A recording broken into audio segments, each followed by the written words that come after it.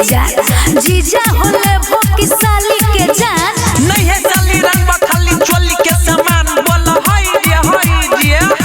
अबक जीजा होली है सारा रा रा रा रा रा रा रा रा रा रा रा रा रा जोगी जी सारा रा रा और बोलो सारा रा रा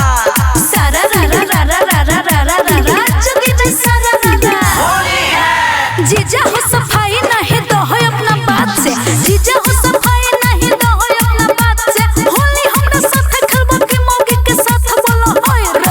रे होली है सारा रा रा रा रा रा रा रा रा रा जोगी जी सारा रा रा बा भाई बा खिलाड़ी बा सही सही हम तोरा कहै छिया साली सही सही हम तोरा कहै छिया साली हाजी बोला एगो सलवारी एगो रंगवा साड़ी बोल हाय रे होली है जीजा हो झूठे बताबै छहो चौबन के बैलन बताबै छहो जीजा हो झूठे बताबै छहो चौबन के बैलन बताबै छहो लक मट पिचकारी डराबै छहो लक मट पिचकारी डराबै छहो जीजा हो झूठे बताबै छहो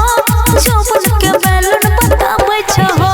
सारा रा रा रा रा रा रा रा रा जगीरा सारा रा रा वाह भाई वाह खिलाड़ी वाह सुनो बोला साली तोरी लहंगा के नया चीज अच्छा। साली तोरी लहंगा के नया चीज सर से पहले रंग तो तोर जीजा बोल हाय रे साली है होली में करन माना जीजा के रंगे दयापन खजाना साली है होली में करन माना जीजा के रंगे दयापन खजाना झूठों में हमसे छिपाबै छहो झूठों में हमसे छिपाबै छहो जीजा हो झूठे बताबै छहो